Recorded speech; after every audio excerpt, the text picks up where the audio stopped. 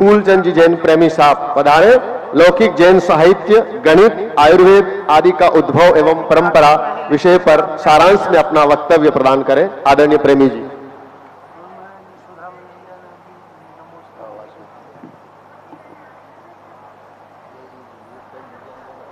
जीव मजीवम दब्बम जिनवर बसहेड़ जेड़ निडिठम दे बिंद बिंद बंदम बंदे तम सभ्यदा सिरसा। परम पूज्य मुनीश्री के चरणों में त्रिकाल नमोस्तु। सब मंचस्थ सभी आज के सत्राध्यक्ष जी, सारस्वत अतिथि जी और सभी सम्मानीय वरिष्ठ एवं समुपस्थित सभी विद्वद्गण, श्रावक और श्राविकाओं, ये मुझे जो विषय दिया गया है बहुत ही महत्वपूर्ण विषय है और ये है लौकिक साहित्य। देखिए, जैनियों का, जैन आचार्यों का बहुत बड़ा योगदान है हर क्षेत्र में, चाहे किसी भी क्षेत्र में जाएं, जितना योगदान है हम उसका मूल्यांकन नहीं कर पा रहे हैं, दूसरों को बतला नहीं पा रहे हैं।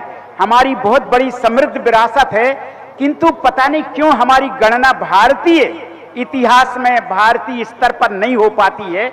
ये हम लोगों की बहुत बड़ी कमी है। ये 2550वें निर्वाण महोत्सव के अवसर पर ये जो ग्रंथ प्रकाशित होगा, हम बतलाएं आपको, इसमें जिस तरह से जो आलेख लिखे जा रहे हैं बहुत महत्वपूर्ण हैं और हर विषयों को छुआ गया है। इसमें हर विषयों को जब व्यक्ति पढ़ेंगे एक ग्रंथ में तो बहुत बड़ी उपलब्धि होगी। मेरा विषय है लौकिक साहित्य। इसके अंतर्गत गणित यानी जैन आचार्यों का गणित, ज्योतिष और आयुर्वेद में योगदान इस विषय पर है। तो ये बहुत हमारे आचार्यों ने बहुत बड़ी वो की है कि उन्होंने केवल आध्यात्मिक ही नहीं या अनुयोगों के अंतर्गत तो है ही, तो आपको बताऊं उन्होंने हर विषय पर जो लोक के उपकारी है, सामान्य लोगों के लिए उपकारी हैं, ऐसे शास्त्र एक से एक बढ़कर के रचना की है। मैं यहाँ पे सब सर्वप्रथम गणित के विषय में जैनाचार्यों का क्या योगदान है उस पर अपने विचार व्यक्त कर रहा हूँ। देखिए, मैं थोड़ी अपने जिनके आधार पर मैंने एक आलेख लिखा है उनके नाम ले लूं। एक जैन साहित्य का बृहद इतिहास 5वां खंड है जो पार्श्वनाथ विद्यापीठ से छपा है। बहुत महत्वपूर्ण ग्रंथ है, उसमें सारे विषयों का बहुत अच्छा आलेख है। और गणित पे तो विशेष करके हमारे जबलपुर के प्रोफेसर एलसी जैन थे, वो बहुत महान गणितज्ञ थे, प्रोफेसर अनुपम जैन। और हमें जो एक बहुत महत्वपूर्ण सहायता मिली है जिस इस लेख को लिखने में, ये हमारे समक्ष पुष्पा दीदी जी बैठी हैं। इन्होंने जैन गणित लौकिक और लोकोत्तर पर एक अच्छी छोटी पुस्तक निकाली, पर बड़ी अच्छी पुस्तक है। उन सबसे सहारा लेकर के मैंने गणित पर लिखा है। तो मैं, देखिए समय तो कम है, मेरा विषय बहुत बड़ा है, तो केवल गणित जैन गणितज्ञ कौन कौन से हुए उन्हीं को मैं आपके सामने प्रस्तुत कर रहा हूं। देखिए, अर्धमागधी आगम साहित्य में, सौरसेनी प्राकृत आगम साहित्य में, चाहे वो धबला हो, जय धबला हो, चाहे गोमट सार हो, सब में गणित भरी हुई है। और गणित की तो ये महत्ता है, आप समझ सकते हैं। यहां बैठे बैठे चंद्रयान को ठीक कर रहे हैं, चंद्रयान को संचालित कर रहे हैं। ये सब चाहे मोबाइल हो, चाहे आज कितनी बड़ी बड़ी चीजें हैं, केवल गणित के आधार पर चल रही हैं। कितना महत्व हो गया है इस युग में, आधुनिक युग में गणित का, तो बहुत बड़ी योगदान है।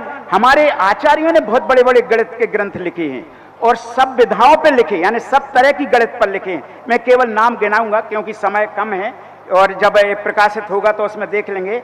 एक बहुत बड़े आचार्य हुए हैं, मैंने आगमों की बात कह ली, सब आगमों में भी गणित के बीज हैं। और बीज ही नहीं, चाहे हम कर्म प्रकृतियों को ले लें, चाहे गुणस्थान को ले लें, चाहे जितनी चीजों को ले लें, बिना गणित के काम नहीं चलने वाला, तो उसमें तो गणित है ही है।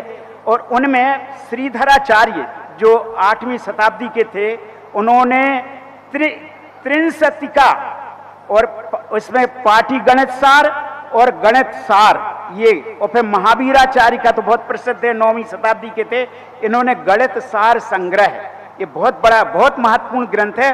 और मेरी समझ में दूसरे गणितज्ञ हैं जो वैज्ञानिक हैं, वो भी इस ग्रंथ के विषय में जानते हैं। इसका बहुत प्रचार प्रसार हुआ और हमें भी इसको प्रचार प्रसार करने की जरूरत है।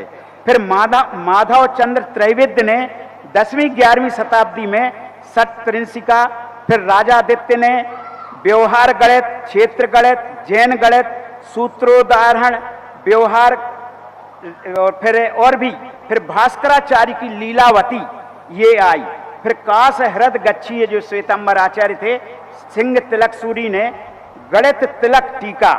और एक और आपको बताएं, बहुत बात के हैं, लगभग 13वीं शताब्दी के एक ठक्कुर फेरू हुए हैं।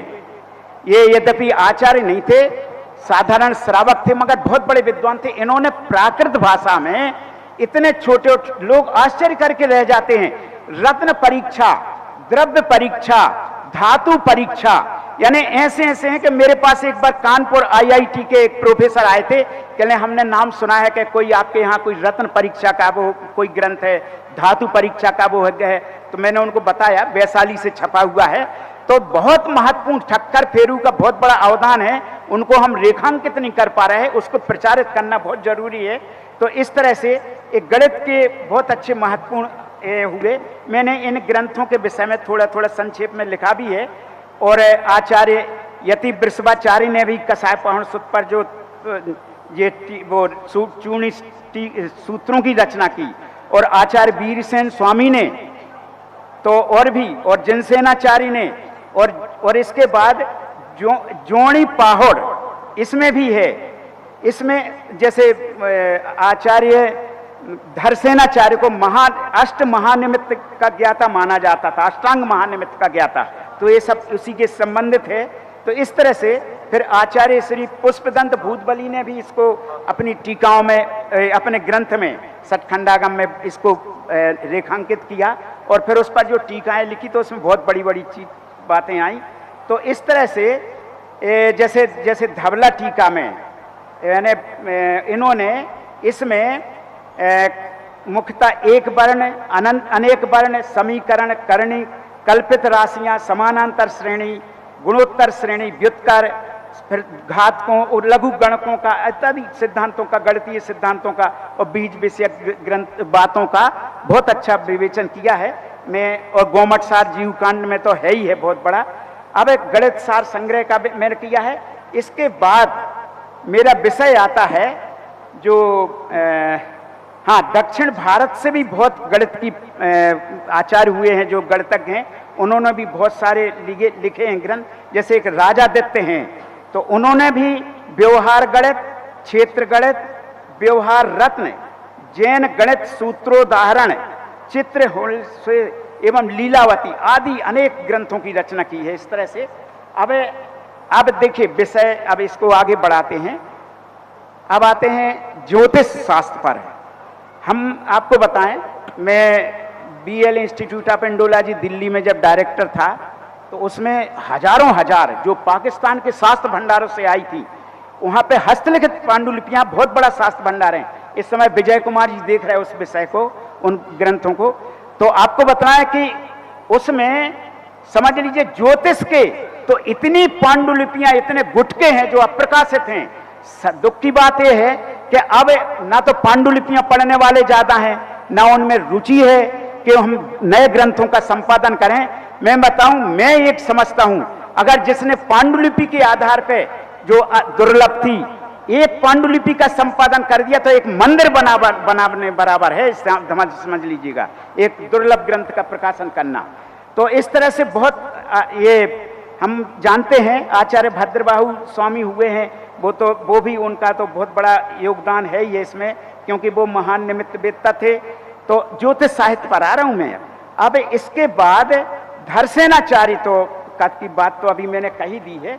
और अब जो मुख्य है जो ज्योतिष विषयक साहित्य, सूर्य प्रज्ञप्ति, चंद्र प्रज्ञप्ति, ज्योतिष करंडक, गणि विद्या, ये 4 अंगबाह्य प्राकृत आगम सूत्र ज्योतिष विद्या के माने जाते हैं। ज्योतिष करंडक जो ग्रंथ है उसमें यद्यपि मूल लेखक इसके नहीं मिलते हैं, पर इसकी टीका में पादलिप्त सूरी है, उन्होंने लिखी है इसकी टीका। और इसके बाद इनमें और महाराष्ट्री प्राकृत में और भी कई ग्रंथ हैं जिसमें काल प्रमाण, मान, अधिक मास, निष्पत्ति और जैसे हीन रात्रि, नक्षत्र परिमाण, सूर्य चंद्र परिमाण, नक्षत्र योग, अयन आवृत्ति, मुहूर्त गति, ऋतु और दिवस वृद्धि, अमावस्या खड़े हो गए क्या अभी तो जोड़ी पाहुड़ वगैरह हमारे बहुत महत्वपूर्ण ग्रंथ हैं। और निमित्त शास्त्र, अंग विद्या, और ये बहुत ज्योतिष के बहुत बड़े बड़े ग्रंथ हैं। केवल उनके नाम मैं जरूर सुनाऊंगा। देखिए, एक है ज्योतिष के ज्योतिष सार, यह ग्रंथ 257 पद्यों में रचित है। इसमें ज्योतिष की बड़ी बारीकियों से विवेचन किया गया है। यदि हम इन ग्रंथों को जेनेतर जो ज्योतिषी होते हैं, ज्योतिष शास्त्र के विशेषज्ञ विद्वान होते हैं, उन तक पहुंचाएंगे तो वो निश्चित रूप से इस पर, क्योंकि उनके यहाँ शोध के लिए नए नए विषय नहीं मिलते हैं, हमारे शास्त्र अभी अछूते हैं। हम उन विद्वानों को अगर ये ज्योतिष बताएं कि हमारे यहाँ इतना समृद्ध साहित्य है ज्योतिष का, वैद्य का, आयुर्वेद का, तो बहुत महत्वपूर्ण होगा और बहुत बड़ा योगदान माना जाएगा। क्योंकि वो भी चाहते हैं कि हमें नए नए विषय शोध के लिए देना पड़ता है, उनके लिए तो मिले। तो इस तरह से आयुर्वेद में तो बहुत बड़ा योगदान है। हम बतलाएं आपको एक व्यक्ति का, एक विद्वान का हम जरूर, आयुर्वेद में तो बहुत बड़ा, चाहे हम आचार्य समंत भद्राचार्य को देख लें, चाहे हम देवनंदी पूज्यपाद को देख लें, और सबसे बड़ी बात, इतने बड़े बड़े संघ होते थे आचार्यों के, साधु होते थे, उनमें जो आचार्य होते थे वो बड़े आयुर्वेद के विशेषज्ञ होते थे।